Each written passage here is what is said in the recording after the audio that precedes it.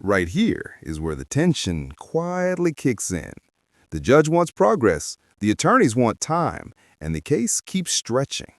And long delays can frustrate the court fast. Notice how everyone's cautiously choosing their next move. An email from one of If the anything, have you done for your GED? And what I did for it, What have you done? I went to a class and then I tried to go yesterday. They canceled it and he also. You went the day before court. And I also went before. judge. She's been going. She's been going before even the last court date, and we Prove it. I can text you. In this life, you are only as good as the proof that you don't have. If you don't have proof, you have nothing. Spoken word means absolutely nothing. Judge, the instructor, I got an email from him that she sent me saying that she's been going to the classes and that class was canceled on the 4th yesterday. But she did, attempt to go to the class. So she's been going. She did already take a test, and this is one where she did fail the first test. So she's been working on it. It's not enough. I mean, here we are. How many resets have we had? We've had 1, 2, 3, 4, 5, 6, 7, 8, 9, 10, 11 resets since May. You're now in December. You have had 5 to 6 months. Show me the money. Otherwise, it's not going to go well for you today, Ms. Dixon. Show me. 5 to 6 months.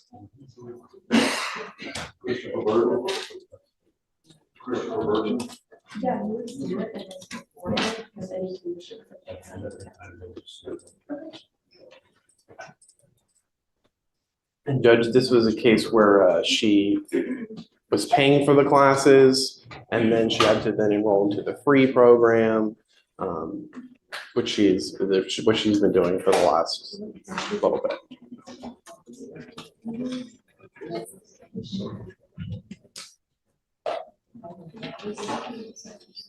Are you playing Candy Crush? What's going on over there? I'm trying to text you.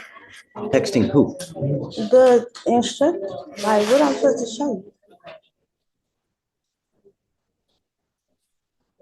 Cause I don't have no proof, like I don't have nothing. Tell me what have you done? I went to the class, Okay.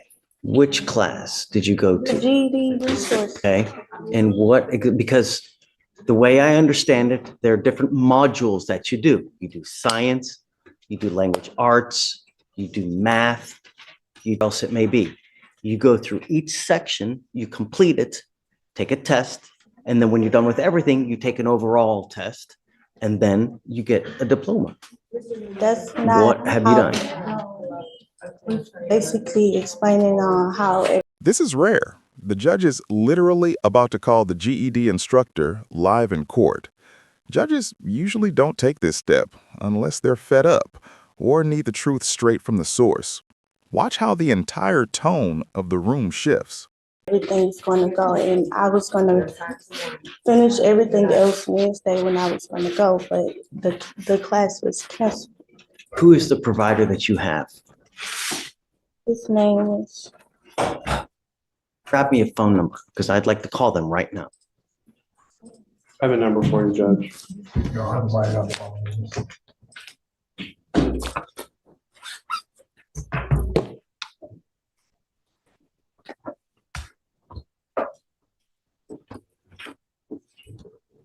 ahead and put this on.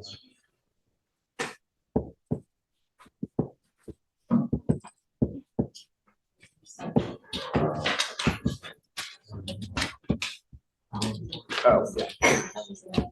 Charles Jackson.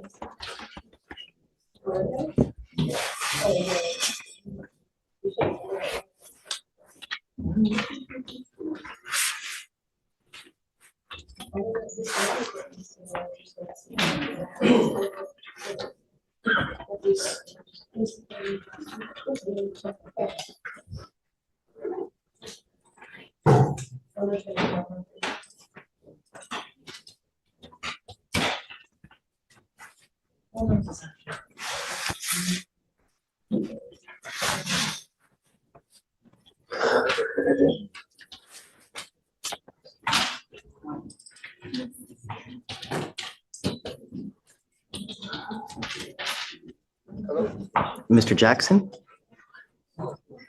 Yes, my name is David Fleischer. I'm a judge here in Harris County. And I have someone that's with me in our court, and she's doing a program with you guys to try to get a GED. I'd like to confirm that's Coriel Dixon.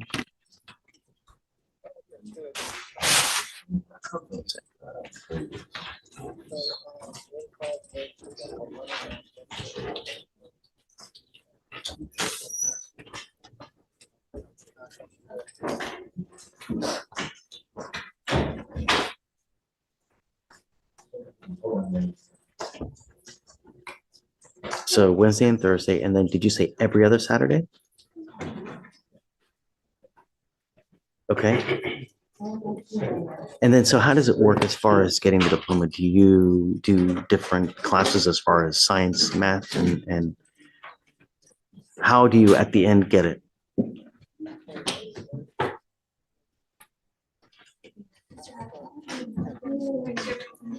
Can I put you, I have her in front of me. Can I put you on speakerphone so that she can hear this as well? Do you mind? Okay, hold on. So, I've got him.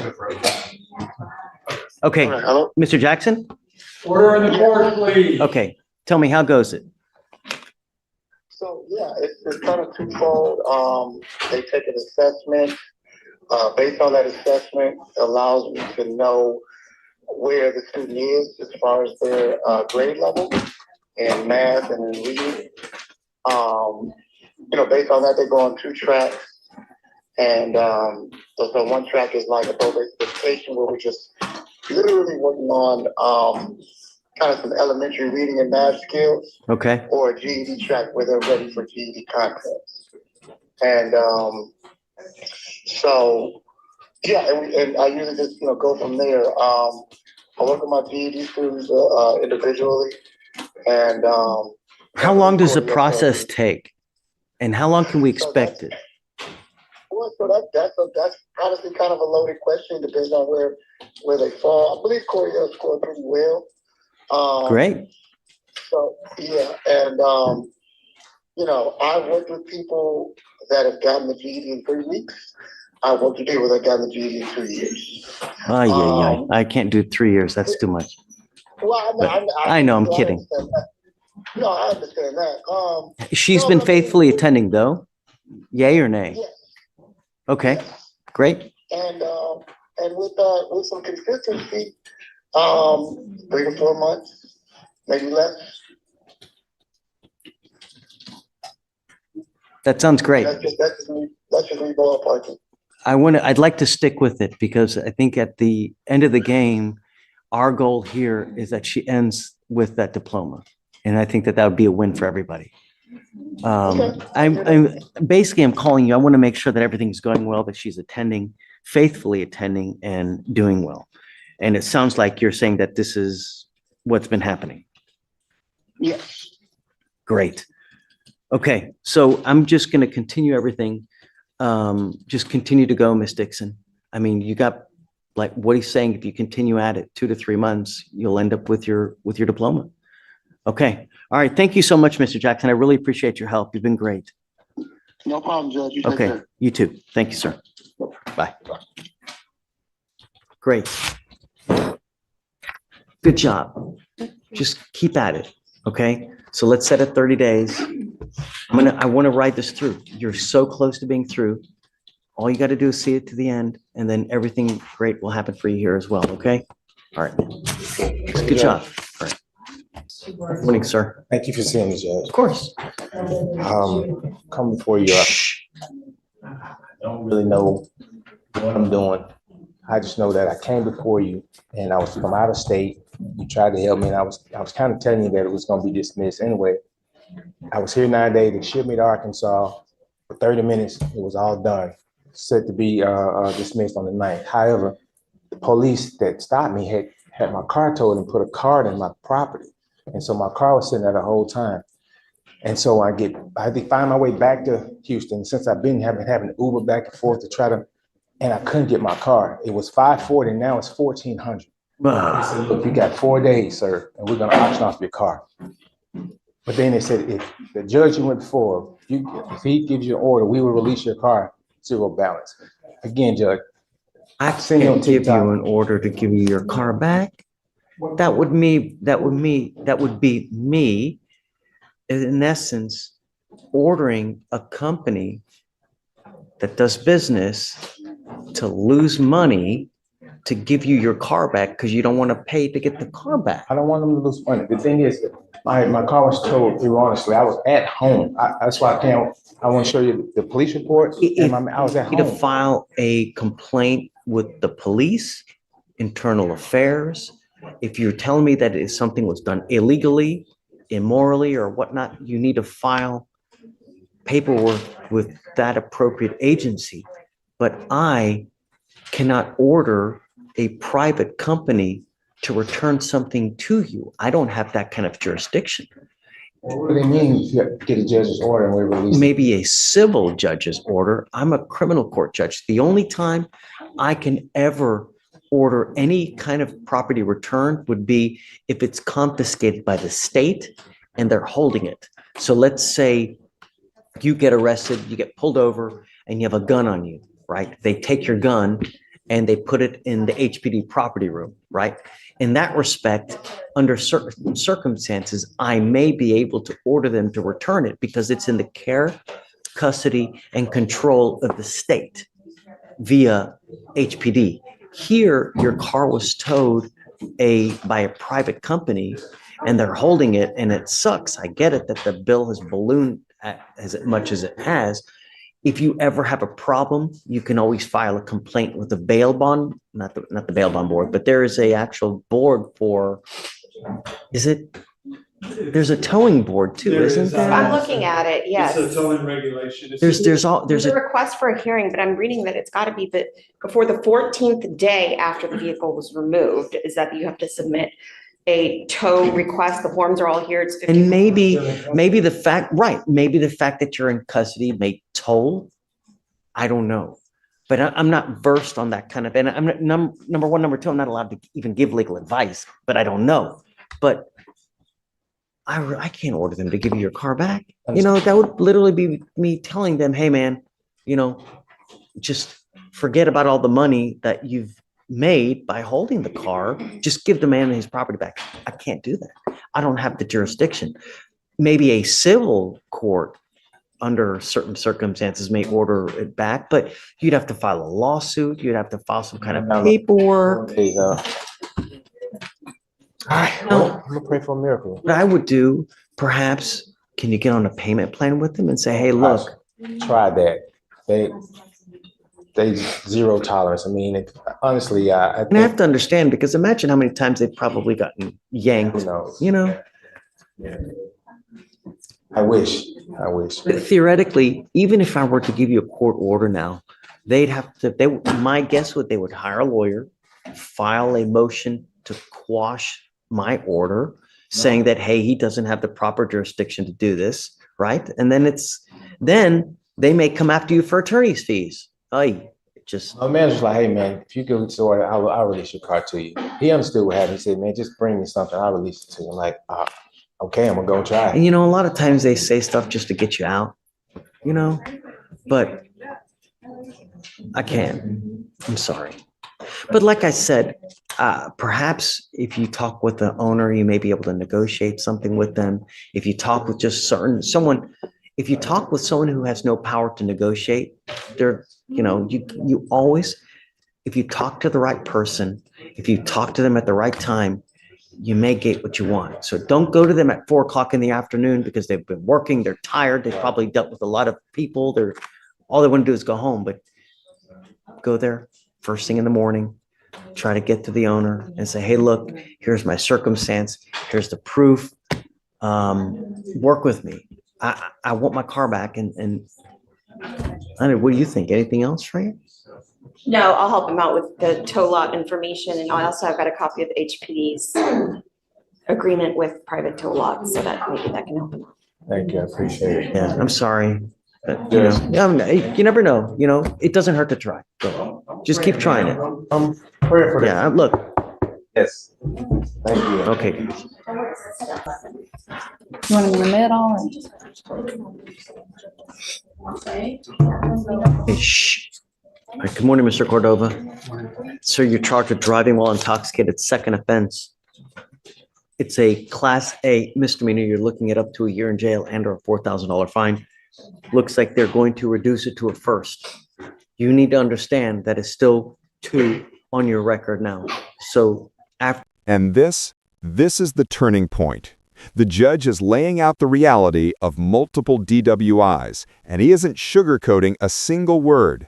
This is one of those courtroom speeches that either wakes someone up or seals their fate later. Today, bless you, you ever get pulled over with the faintest smell of alcohol, dope, whatever it may be, what do you think's going to happen? What's going to happen? Not with me. From now on, you've now graduated to felony court. 2 and 2 make 3. A third DWI, you're looking at a third-degree felony, a minimum of 2 years in prison, a maximum of 10 years in prison. And I'm going to tell you that you don't have to be falling down piss-ass drunk where you urinated and puke everywhere. Just the faintest smell of alcohol. They're going to look your record. They're going to assume if it walks like a duck and it talks like a duck, they're going to just rather take you off the street. They're not going to try to be cool and let you go. What happens if you kill a family of 5? That officer's career down the toilet. So in an effort to make sure that doesn't happen, they're just going to take you off the street. And you thought now was bad. Wait till you get to felony court. All you have to do is don't get into a car, even if you've had a sip. One button on a phone, $30 will take you wherever you want to go in this life. Don't matter where you want to go. How much money have you spent?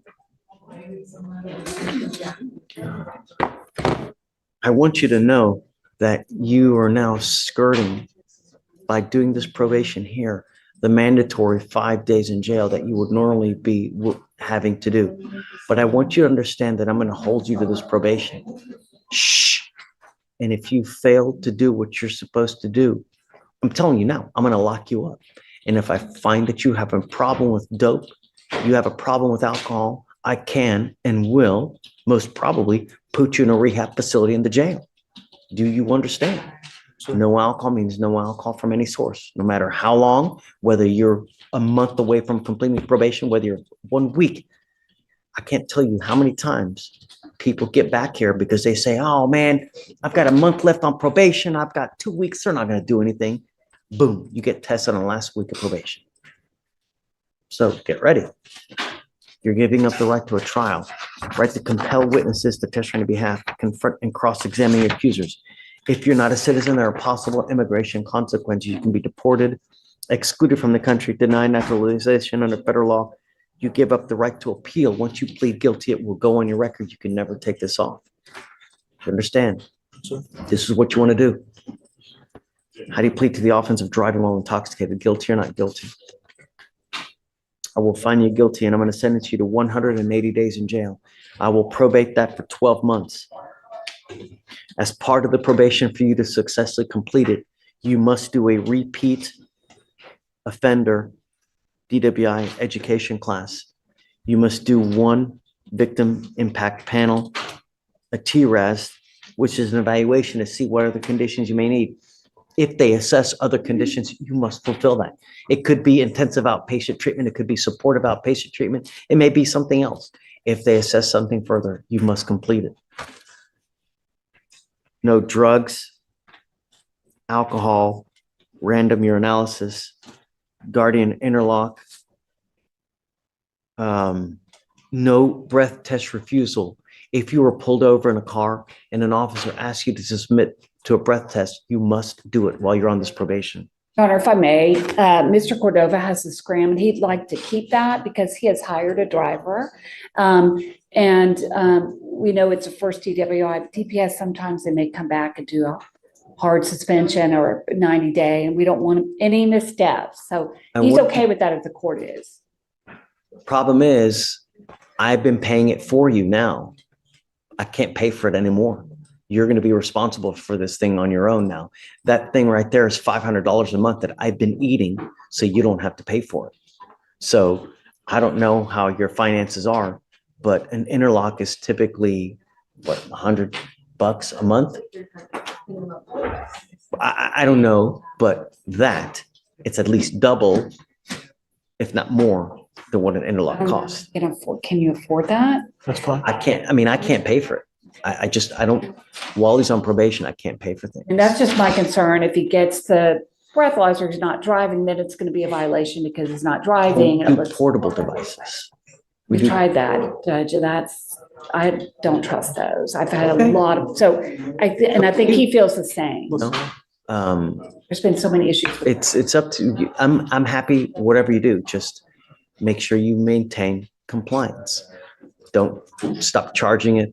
Don't stop paying for it, because at that point, all we're going to end up doing is issuing a warrant for your arrest.